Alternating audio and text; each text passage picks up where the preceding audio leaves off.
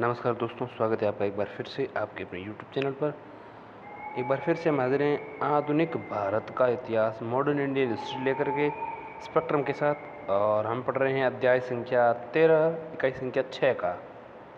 अध्याय संख्या 13 का नाम है क्रांतिकारी गतिविधियों का प्रथम चरण। 1907 से 1917 का टाइम पीरियड ये माना जाता है। 1907 से 1917 का टाइम पीरियड जो है क्रांतिकारी गतिविधियों का प्रथम चरण माना जाता है। तो इसमें हमने क्रांतिकारी गतिविधियों की लहर जो है सबसे पहले जाननी है। तो क्रांतिकारी गतिविधियों की लहर क्या है?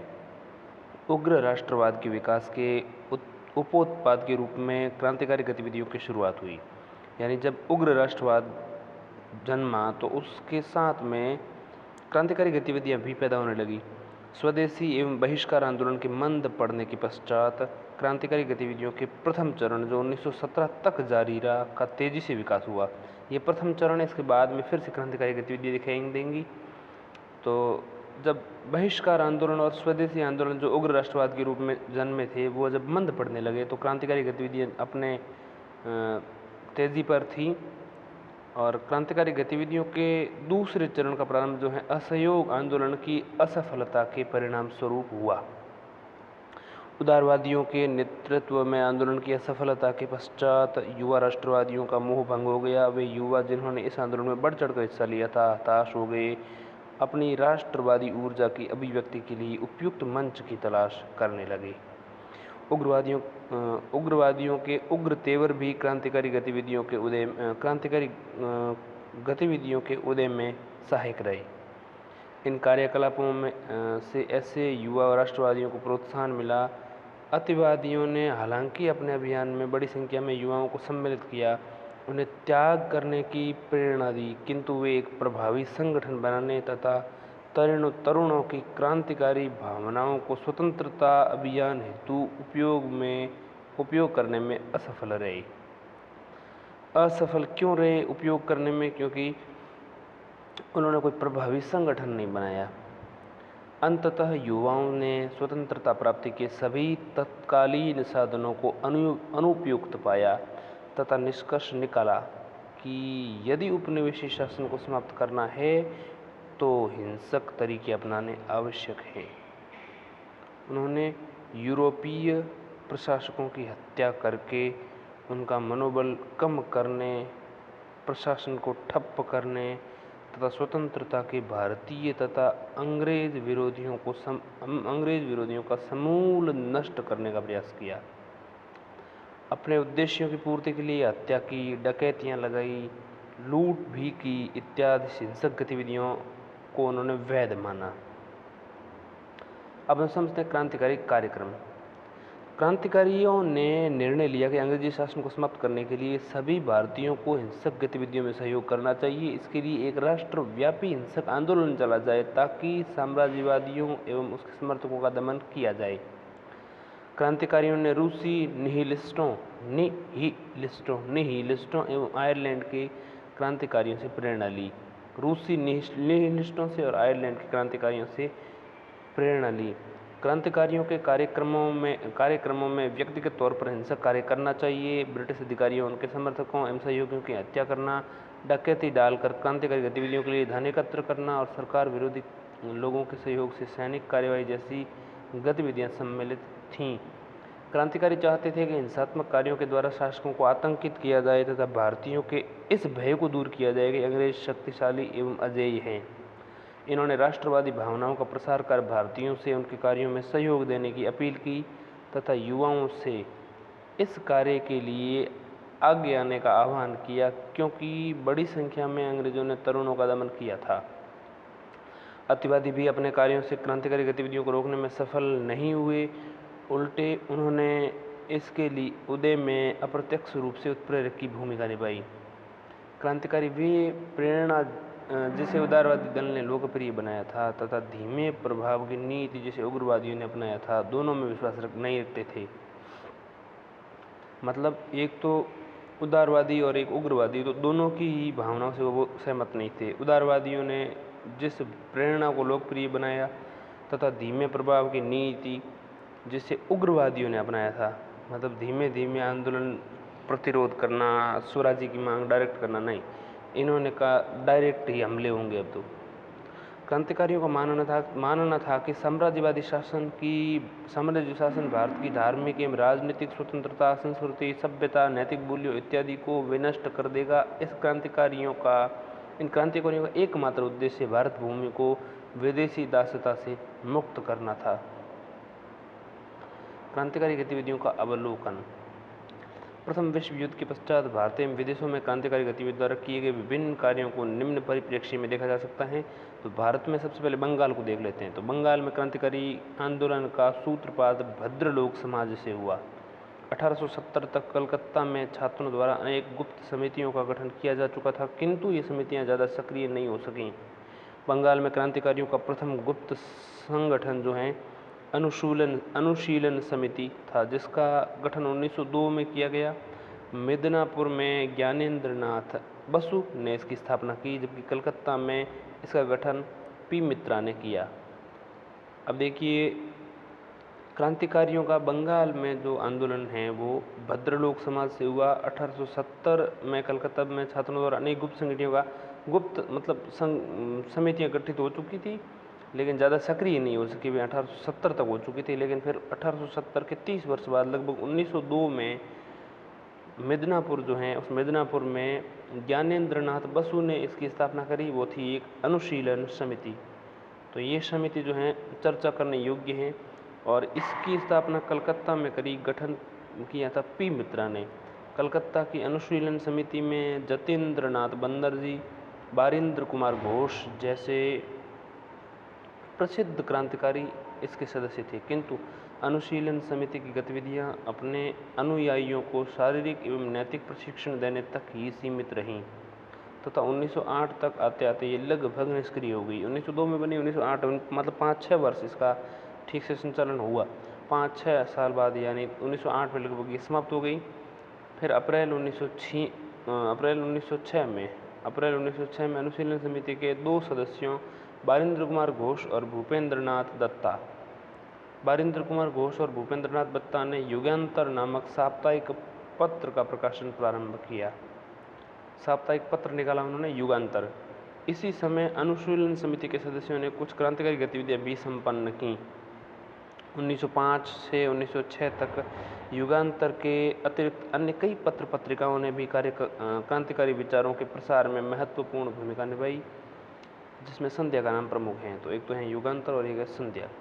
किंतु बंगाल में क्रांतिकारी विचारधारा के प्रसार प्रचार में सबसे प्रमुख कार्य युगांतर ने ही किया। उदाहरणार्थ, बरिशाल सम्मेलन के प्रतिनिधियों पर पुलिस द्वारा किए गए अत्याचारों का विरोध करते हुए युगांतर ने लिखा कि समस्या का समाधान लोगों द्वारा ही किया जा सकता है। भारत में निवास करने वाले 30 करोड़ लोगों के उपनिवेशी दमन एवं शोषण को रोकने हेतु 60 करोड़ हाथों का उपयोग करना चाहिए। ताकत को ताकत द्वारा ही रोका जा सकता है। युगांतर के कुछ प्रमुख लेखों का संग्रह मुक्ति कौन पाथे, मुक्ति यानी मुक्ति और कौन यानी किस, पाथे यानी मार्ग में या किस मार्ग से, किस रास्ते से। तो मुक्ति कौन पाथे ये युगांतर में कुछ प्रमुख लेखों का संग्रह है। इस नाम की एक पुस्तक में प्रकाशित हुआ। तो मुक्ति कौन पाथे नाम की पुस्तक में युगांतर के प्रमुख लेख थे, वो प्रकाशित हुए। इस पुस्तक में भारतीय सैनिकों से भारतीय क्रांतिकारियों को हथियार देने का आग्रह किया गया। भारतीय सैनिकों से रास बिहारी बोस व सचिन सान्याल ने दूर दराज के क्षेत्रों तथा पंजाब, दिल्ली, संयुक्त प्रांत में क्रांतिकारी गतिविधियों के विकास हेतु अनेक गुप्त समितियों का गठन किया, जबकि हेमचंद्र कानूनगो ने राजनीतिक एवं सैन्य प्रशिक्षण प्राप्त करने हेतु विदेशों की यात्रा की। 1907 में युगांतर समूह के सदस्यों ने पूर्वी बंगाल के भूतपूर्व अलोकप्रिय लेफ्टिनेंट गवर्नर जो थे फुलर, भूतपूर्व यानी पहले थे वो रह चुके फुलर। 1907 में युगांतर समूह के कुछ सदस्यों ने पूर्वी बंगाल के भूतपूर्व अलोकप्रिय लेफ्टिनेंट गवर्नर फुलर, जो 16 अक्टूबर 1905 से 20 अगस्त 1906 तक पूर्वी बंगाल और असम के लेफ्टिनेंट रहे, उनकी हत्या करने का असफल प्रयास किया। अक्टूबर 1905 से अगस्त 1906 के दरमियान जो लेफ्टिनेंट रहे थे गवर्नर फुलर, का 1907 में युगांतर समूह के कुछ सदस्यों ने हत्या करने का प्रयास किया। दिसंबर 1907 में रेल की पटरी उड़ाने का प्रयास किया, जिसमें लेफ्टिनेंट गवर्नर एंड्रयू फ्रेजर यात्रा कर रहा था।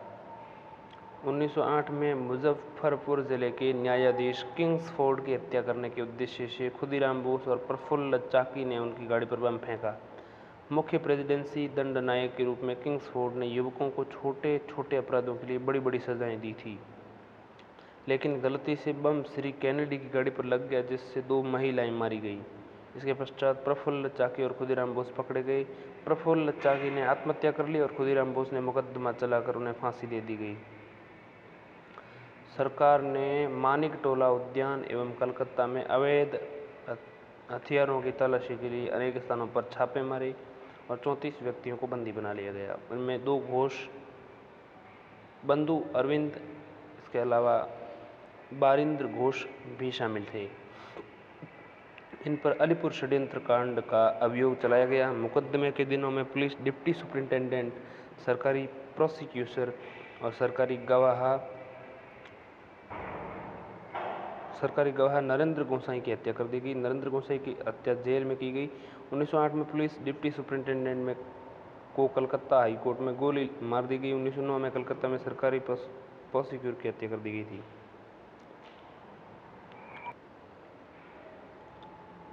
तो यहाँ पर नरेंद्र गोसाई की हत्या जेल में कर दी गई और 1908 में पुलिस डिप्टी सुपरिंटेंडेंट को कलकत्ता हाई कोर्ट में गोली मार दी गई।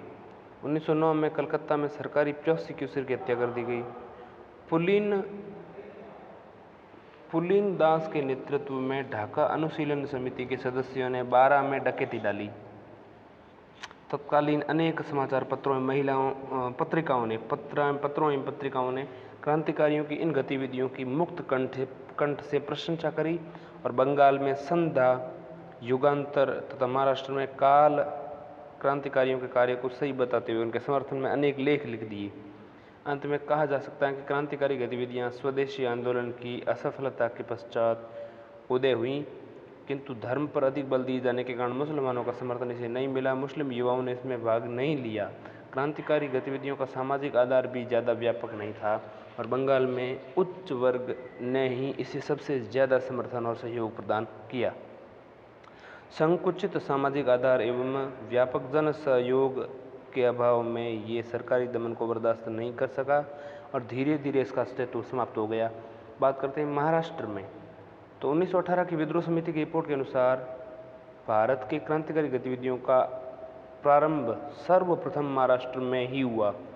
1918 की जो रिपोर्ट है उसके मुताबिक यहाँ पर क्रांतिकारी गतिविधियों का शुभारंभ जो है वासुदेव बलवंत फड़के ने, रामोसी कृषक दल ने, वासुदेव बलवंत फड़के के द्वारा बनाए गए रामोसी कृषक दल ने, यानी कि वासुदेव बलवंत फड़के के रामोसी कृषक दल ने 1879 में क्रांतिकारी गतिविधियों का प्रारंभ सर्वप्रथम महाराष्ट्र में किया, ऐसा 1918 की विद्रोह समिति की रिपोर्ट बताती है। इस दल ने सशस्त्र विद्रोह के जरिए देश से अनेक अंग्रेजों को खदेड़ने की योजना बनाई। अपने उद्देश्य की पूर्ति के लिए इन्होंने संचार लाइनों को नष्ट करना, सरकारी संचार सेवा ठप्प करने का प्रयास किया। इन क्रांतिकारी गतिविधियों हेतु धन एकत्र करने के लिए अनेक स्थानों पर डकैतियां डाली, किंतु 1890 में इसके पूर्ण विकास से पहले सरकार ने इसका बर्बरतापूर्वक दमन कर दिया।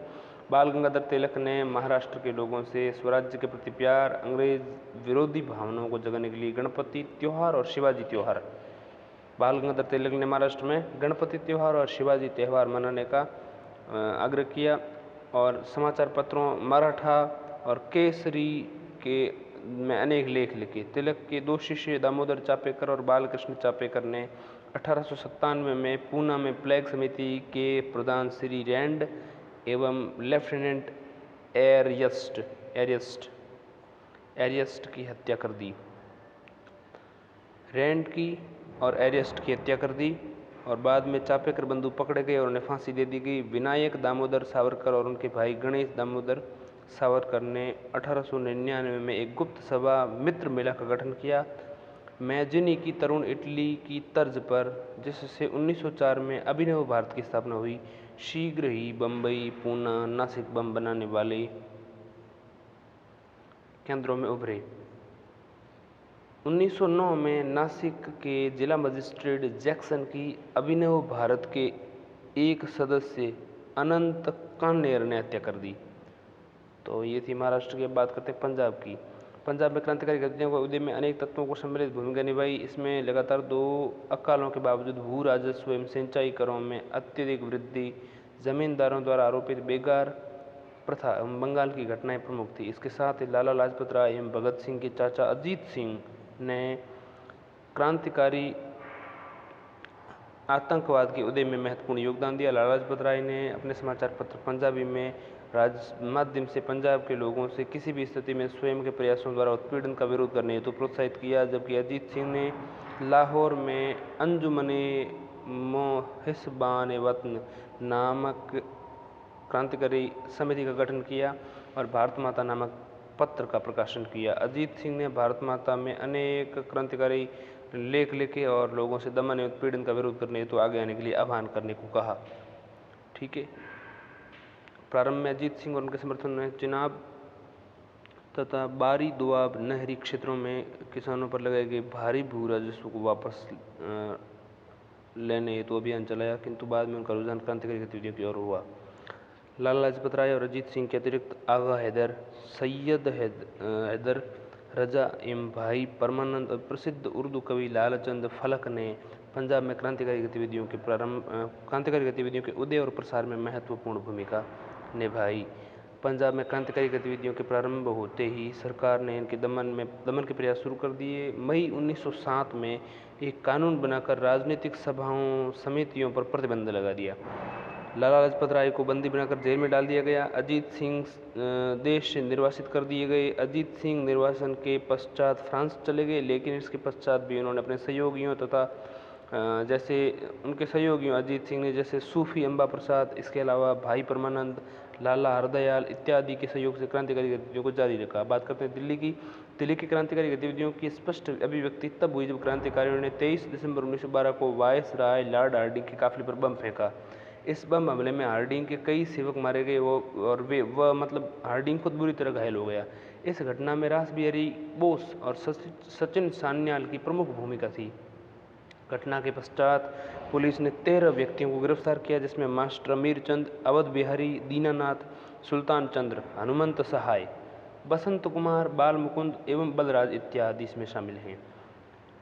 इन सभी पर दिल्ली षड्यंत्र केस नाम से मुकदमा चलाया और इनमें से कुछ को फांसी दे दी गई, शेष को देश से निर्वासित कर दिया गया। बात करते हैं क्रांतिकारियों की विदेशों में गतिविधियाँ। क्रांतिकारियों भारत के अलावा विदेशों में कई स्थानों पर क्रांतिकारी गतिविधियों को जारी रखा, जिनमें से कुछ स्थान निम्नलिखित हैं। इंग्लैंड। लंदन में क्रांतिकारी गतिविधियों का नेतृत्व मुख्यतया श्यामाजी कृष्ण वर्मा, विनायक दामोदर सावरकर और मदनलाल ढींगरा और लाला हरदयाल ने किया। तो एक तो श्यामाजी कृष्ण वर्मा, विनायक दामोदर सावरकर, मदनलाल ढींगरा और लाला हरदयाल थे। श्यामाजी कृष्ण वर्मा ने 1905 में यहीं पर भारत स्वशासन समिति की स्थापना की, जिसे इंडिया हाउस के नाम से जाना जाता था। इस संस्था का उद्देश्य अंग्रेज सरकार को आतंकित कर स्वराज्य प्राप्त करना था। यहाँ से एक समाचार पत्र सोशियोलॉजिक का प्रकाशन भी प्रारंभ हुआ। लंदन से सरकारी दमन के पश्चात श्यामाजी पेरिस और अंततः जिनेवा चले गए। श्यामाजी कृष्ण वर्मा के पश्चात इंडिया हाउस का कार्यभार विनायक दामोदर सावरकर ने संभाला। यहीं सावरकर ने 1857 का स्वतंत्रता संग्राम नामक प्रसिद्ध पुस्तक लिखी। उन्होंने मेजनी की आत्मकथा का मराठी में अनुवाद भी किया। 1909 में मदनलाल ढींगरा ने कर्नल विलियम कर्जन वाइली की हत्या कर दी। ढींगरा साहब ने कर्जन वाइली जो था उसकी हत्या कर दी। ढींगरा को गिरफ्तार कर लिया गया और फांसी चढ़ा दिया गया। 13 मार्च 1910 को नासिक षड्यंत्र केस में सावरकर को भी गिरफ्तार कर लिया गया और काले पानी की सजा सुना दी गई। 13 मार्च 1910 को नासिक षड्यंत्र में। बात करते हैं फ्रांस की। तो यहाँ श्री SR राणा एवं श्रीमती बीकाजी रुस्तम कामा ने पेरिस से क्रांतिकारी गतिविधियों को जारी रखा। 1906 में श्यामाजी कृष्ण वर्मा भी लंदन से पेरिस आ गए। इससे गतिविधियाँ और तेज हो गई। उन्होंने वंदे मातरम नामक समाचार पत्र निकालने का प्रयास भी किया। यहाँ SR राणा भारतीय छात्रों हेतु छात्रवृत्तियाँ प्रारंभ की, लेकिन प्रथम विश्व युद्ध के पश्चात फ्रांस और इंग्लैंड में मित्रता हो जाने के कारण क्रांतिकारी गतिविधियाँ धीमी पड़ गईं। बात करते हैं अमेरिका तथा कनाडा की। संयुक्त राज्य अमेरिका और कनाडा में क्रांतिकारी आंदोलन का नेतृत्व हरदयाल ने किया। अमेरिका और कनाडा में 1 नवंबर 1913 को लाला हरदयाल ने सैन फ्रांसिस्को में गदर पार्टी की स्थापना की। हरदयाल ने गदर पार्टी सैन फ्रांसिस्को में उसकी स्थापना की 1913 को। विश्व के अनेक भागों में इसकी शाखाएं खोली गईं। गदर ने 1857 के विद्रोह की स्मृति में गदर नामक साप्ताहिक पत्रिका प्रकाशन भी प्रारंभ किया। जर्मनी की बात करें तो प्रथम विश्व युद्ध प्रारंभ होने पर इंग्लैंड तथा जर्मनी के संबंध तनावपूर्ण हो गए। फलतः क्रांतिकारियों ने जर्मनी को अपना गतिविधि केंद्र बनाया। लाला हरदयाल और उनके साथी अमेरिका से जर्मनी आ गए। वीरेंद्रनाथ चट्टोपाध्याय ने बर्लिन को अपनी गतिविधियों का केंद्र बनाया। बर्लिन। गदर आंदोलन समझते हैं। गदर आंदोलन गदर दल द्वारा चलाया गया, जिसका गठन 1 नवंबर 1913 को संयुक्त राज्य अमेरिका के सैन फ्रांसिस्को में लाला हरदयाल द्वारा किया गया था। रामचंद्र, बरकतउल्ला और कुछ अन्य क्रांतिकारियों ने भी इसमें सहयोग किया। सैन फ्रांसिस्को में गदर दल का मुख्यालय और अमेरिका के कई शहरों में इसकी शाखाएं खोली गई। यह एक क्रांतिकारी संस्था थी जिसे 1857 के विद्रोह की स्मृति में गदर नामक साप्ताहिक पत्रिका का प्रकाशन प्रारंभ किया। गदर दल के कार्यकर्ताओं में मुख्यतया पंजाब के किसान एवं भूतपूर्व सैनिक थे, जो रोजगार की तलाश में कनाडा और अमेरिका के विभिन्न भागों में बसे गए। अमेरिका एवं कनाडा के विभिन्न शहरों के अतिरिक्त पश्चिमी तट में भी उनकी संख्या काफ़ी अधिक हो गई। गदर दल की स्थापना के पूर्व ही यहाँ ब्रिटेन विरोधी गतिविधियाँ प्रारंभ हो चुकी थी। इसमें रामदासपुरी, जी.डी. कुमार, तारकनाथ दास और सोनदास सिंह भखना की मुख्य भूमिकाएं थीं। 1911 में लाला हरदयाल के पहुंचने और इसमें तेजी आ गई। इन सभी के प्रयत्नों से 1913 में गदर दल की स्थापना की गई। इससे पूर्व क्रांतिकारी गतिविधियों का संचालन हेतु वैंकूवर, यानी कनाडा में एक जगह है वैंकूवर, वहाँ पर स्वदेशी सेवक गृह, और एक है सिएटल में यूनाइटेड इंडिया हाउस की स्थापना की जा चुकी थी कनाडा में। ठीक है, इससे पूर्व भी वहाँ पर जो वैंकूवर है कनाडा में, वो वहाँ पर स्वदेशी सेवक गृह ऐसे नाम से एक संस्था बनी, और सिएटल जो है कनाडा में, वहाँ पर यूनाइटेड इंडिया हाउस नाम से एक संस्था बनी। इन दोनों संस्थाओं का उद्देश्य भी क्रांतिकारी गतिविधियों की सहायता से भारत के विदेशी दासता से मुक्ति प्राप्त करवाना था। विदेशों से ब्रिटेन विरोधी क्रांतिकारी गतिविधियों के संचालन में गदर दल की भूमिका मुख्य थी। इस आंदोलन का मुख्य उद्देश्य अंग्रेज अधिकारियों की हत्या करना, क्रांतिकारी साम्राज्यवादी विरोधी साहित्य का प्रकाशन, विदेशों में नियुक्त भारतीय सैनिकों के मध्य कार्य करना, उन्हें ब्रिटेन विरोधी भावनाएं जगाना, हथियार प्राप्त करवाना, भारतीय क्रांतिकारियों के मध्य उन्हें वितरित करना, और एक एक करके ब्रिटिश उपनिवेशों में ब्रिटिश विद्रोह को जो है प्रारंभ करवाना। गदर दल की गतिविधियों में लाला हरदयाल की मुख्य भूमिका सबसे अधिक भूमिका थी। इसके अतिरिक्त रामचंद्र, भगवान सिंह, करतार सिंह सराबा, बरकतउल्ला और भाई परमानंद भी गदर दल के प्रमुख सदस्यों में से थे। इन सभी में भारत में स्वतंत्रता की स्थापना को अपना मुख्य लक्ष्य घोषित किया। 1913 में गदर दल की स्थापना के पश्चात जैसी गतिविधियां प्रारंभ हुई, अन्य दो घटनाओं ने इनमें उत्प्रेरक की तरह भूमिका निभाई। ये घटनाएं थी, एक तो कामागाटा मारू प्रकरण और एक प्रथम विश्व युद्ध। तो कामागाटा मारू प्रकरण क्या है, जिसने जो है गदर दल को ताकत प्रदान की, और दूसरा प्रथम विश्व युद्ध तो है ही। तो कामागाटा मारू प्रकरण क्या है? इस घटना का राष्ट्रीय आंदोलन की प्रक्रिया में महत्वपूर्ण स्थान है, क्योंकि इस कांड ने पंजाब में एक विस्फोटक स्थिति उत्पन्न कर दी। पंजाब में एक क्रांतिकारी बाबा गुरदित्ता सिंह, एक जापानी जलपोत है, उसका नाम है कामागाटा मारू, उसको लेकर के 351 सिखों और 21 मुसलमानों को सिंगापुर से वैंकूवर यानी कनाडा की ओर ले जाने का प्रयास करते हैं। कौन? बाबा गुरदित्ता सिंह पंजाब के क्रांतिकारी थे, लेकिन इसका उद्देश्य ये था कि ये वहाँ से जाकर स्वतंत्र और सुख में जीवन व्यतीत करें और बाद में भारतीय स्वतंत्रता संग्राम में भाग लें। किंतु कनाडा की सरकार ने इन यात्रियों को बंदरगाह में उतरने की अनुमति नहीं दी। सिंगापुर से ही वैंकूवर गए, और वैंकूवर कनाडा में पड़ता है, और कनाडा में वहाँ पर उतरने की अनुमति नहीं मिलती है। किंतु कनाडा सरकार ने इन यात्रियों को बंदरगाह में उतरने की अनुमति नहीं दी। मजबूरन ये जहाज़ जो है 27 सितंबर 1914 को कलकत्ता बंदरगाह लौट गया, जहाँ के यात्रियों को विश्वास था कि ब्रिटिश सरकार के दबाव के कारण कनाडा सरकार उन्हें वापस लौटाए हैं। कलकत्ता पहुँचते ही बाबा गुरदित्ता सिंह को गिरफ्तार करने का प्रयास किया गया, किंतु वे बच निकले। शेष यात्रियों को जबरन जो है पंजाब जाने वाली ट्रेन में बैठाया गया, किंतु यात्रियों ने ट्रेन में बैठने से इनकार कर दिया। फलतः पुलिस एवं यात्रियों के बीच मुठभेड़ हुई और 22 लोग मारे गए। शेष यात्रियों को रेलगाड़ी द्वारा पंजाब पहुंचा दिया गया। बाद में अधिकांश ने अनेक स्थानों पर डाके डाले। कामागाटा मारू घटना ये एवं प्रथम विश्व युद्ध के होने से गदर दल के नेता अत्यधिक उत्तेजित हो गए और ने भारत में शासन कर रहे अंग्रेजों पर हिंसक आक्रमण करने की योजनाएं बनाई। उन्होंने विदेशों में हो रहे क्रांतिकारियों से भारत जाकर ब्रिटिश सरकार से लोहा लेने का आह्वान किया। इन क्रांतिकारियों ने धन एकत्रित करने हेतु अनेक स्थानों पर राजनीतिक डकैतियां डाली। जनवरी फरवरी 1915 में पंजाब में हुई राजनीतिक डकैतियों में महत्वपूर्ण प्रभाव डाले। इन डकैतियों की वास्तविक मंशा कुछ भिन्न नजर आई। इनमें से 5 में से 3 घटनाओं में छापेमारों ने अपना प्रमुख निशाना जमींदारों को बनाया और उनके ऋण संबंधी कागजातों को विनष्ट कर दिया। इस प्रकार इन घटनाओं ने पंजाब की स्थिति अत्यधिक विस्फोटक एवं तनावपूर्ण बना दी। 21 फरवरी 1915 को गदर दल के कार्यकर्ताओं ने फिरोजपुर, लाहौर और रावलपिंडी में सशस्त्र विद्रोह की योजना बनाई। विदेशों में रहने वाले हजारों भारतीय भारत जाने के लिए इकट्ठे हुए और विभिन्न स्रोतों से धन इकट्ठा किया। कई भारतीय सैनिकों के रेजिमेंट को विद्रोह करने के लिए तैयार कर लिया गया, किंतु दुर्भाग्यवश ब्रिटिश अधिकारियों को इस विद्रोह की जानकारी मिल गई और सरकार ने भारत रक्षा अधिनियम 1915 के तहत तुरंत कार्रवाई की और संदिग्ध सैनिक रेजिडेंटों को भंग कर दिया। विद्रोही नेताओं को गिरफ्तार कर लिया गया तथा देश से निर्वाचित कर दिया गया। विद्रोहियों में से 45 पर मुकदमा चलाकर उन्हें फांसी सुनाई गई। रासबिहारी बोस जापान चले गए, जहाँ से अंबानी मुखर्जी के साथ क्रांतिकारी गतिविधि चलाते रहे और कई बार उन्हें भारत हथियार भेजने का प्रयास किया तथा सचिन सान्याल को देश से निर्वासित कर दिया गया। ब्रिटिश सरकार ने प्रथम विश्व युद्ध के दौरान हो रही क्रांतिकारी गतिविधियों को कुचलने के लिए उसी प्रकार के दमन का सहारा लिया जैसा कि 1857 के विद्रोह के समय उन्होंने लिया था।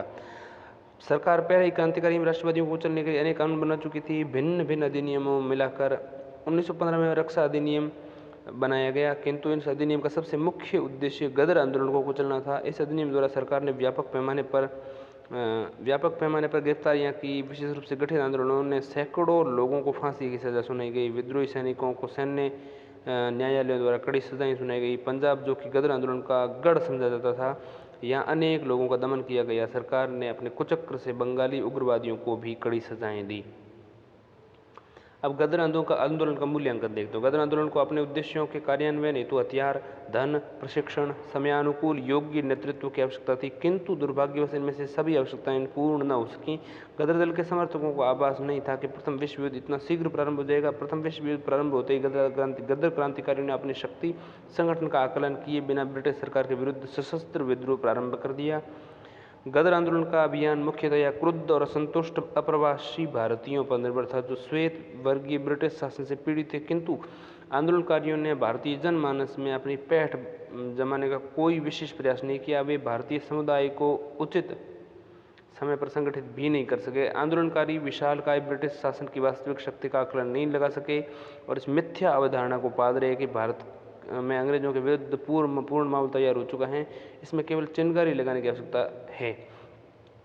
आंदोलनकारियों ने निरंतरता प्रदान करने वाले और विभिन्न पहलुओं में साम्य स्थापित करने वाले नेतृत्व का अभाव रहा। यद्यपि उन्होंने भारतीयों को सशस्त्र राष्ट्रवाद की शिक्षा तो दी, किंतु उसका समयानुकूल प्रयोग नहीं सिखा सके। लाला हरदयाल विभिन्न विचारधाराओं के अच्छे सम्मिश्रक एवं प्रचारक थे, किंतु उनमें कुशल नेतृत्व और सांगठिक सामर्थ्य का अभाव था।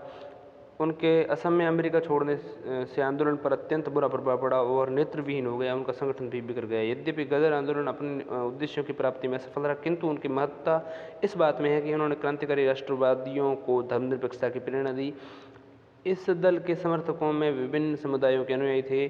सभी ने कंधे से कंधा मिलाकर ब्रिटिश साम्राज्य से लोहा लिया। हालांकि उचित आकलन, दूरगामी रणनीति और सुदृढ़ संगठन और कुशल नेतृत्व के अभाव में ये जो है विफल हो गया, किंतु कई स्थानों पर अंग्रेजी शासन की चूलें हिला दी।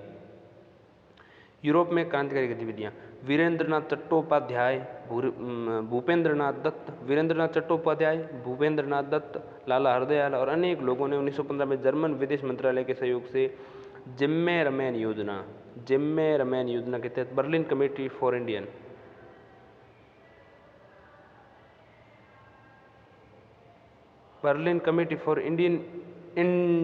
इंडिपेंडेंस की स्थापना की।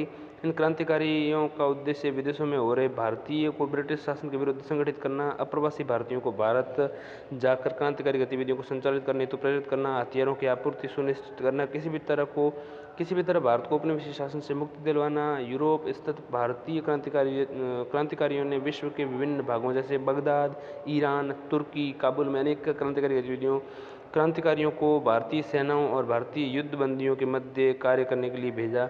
इनका कार्य भारतीय सैनिकों एवं विश्व के विभिन्न भागों में हो रहे भारतीयों के मन में ब्रिटिश विरोधी भावनाएं जागृत करना था। इस प्रकार का एक शिष्टमंडल राजा महेंद्र प्रताप सिंह, बरकतुल्ला ओबेदुल्ला सिंधी के नेतृत्व में काबुल गया, जहां उन्होंने युवराज अमानुल्ला के सहयोग से अस्थायी भारतीय शासन की स्थापना का प्रयास किया। बात करते हैं सिंगापुर की। इस दौर में विदेशों में हो रही क्रांतिकारी गतिविधियों में से सिंगापुर में विद्रोह एक महत्वपूर्ण स्थान है। सिंगापुर में 15 फरवरी 1915 को पंजाबी मुसलमानों की 5वीं लाइट इन्फेंट्री और 36वीं सिख बटालियन के सैनिकों ने जमादार चिश्ती खान, जमादार अब्दुल गनी, सूबेदार दाऊद खान के नेतृत्व में विद्रोह कर दिया। सरकार ने बड़ी बेहरे में से इनको कुचल दिया। घटना से संबद्ध 37 नेताओं को फांसी हुई और 41 को आजीवन कारावास का दंड मिला। अब क्रांतिकारी गतिविधियों में धीमापन देखते हैं।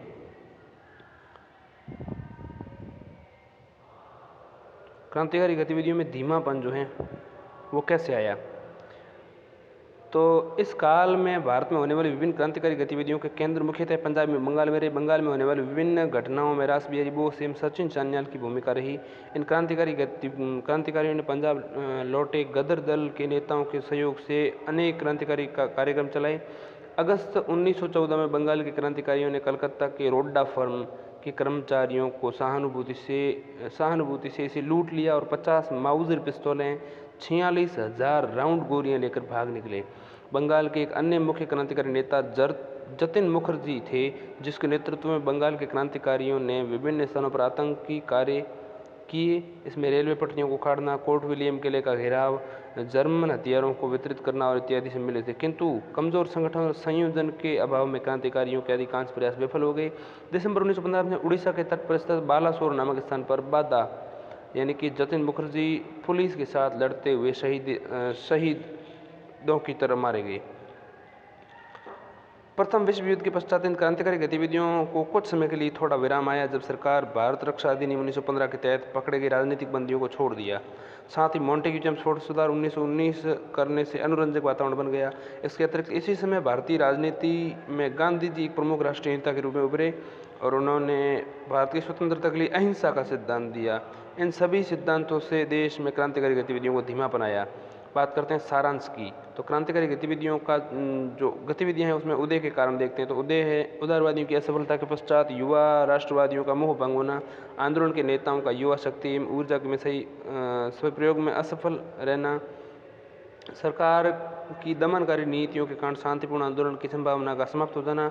इसके अलावा युवा राष्ट्रवादियों में अति शीघ्र परिणाम प्राप्त करने के अभिलाषा और युवा राष्ट्रवादियों का प्रभावी संगठन बनाने में राजनीतिक नेताओं की असफलता एक प्रमुख कारण बनती है। मुख्य कार्यक्रम देखें तो अलोकप्रिय सरकारी अधिकारियों की हत्या करना, हिंसात्मक गतिविधियों द्वारा शासकों को आतंकित करना, भारतीयों के मनोमस्तिष्क से अंग्रेजों के शक्तिशाली अजेय होने का भार दूर करना, रूसी निहिलिस्टों एवं आयरलैंड के क्रांतिकारियों की तरह व्यक्तिगत रूप से विध्वंसक गतिविधियां संपन्न करना, सरकार विरोधी लोगों के सहयोग से सैन्य षड्यंत्र करना, डकैती, लूटपाट इत्यादि शामिल था इसमें। और अब हम देख चुके हैं वैसे प्रथम विश्व युद्ध के पूर्व क्रांतिकारी गतिविधियां बंगाल में कहाँ हुई।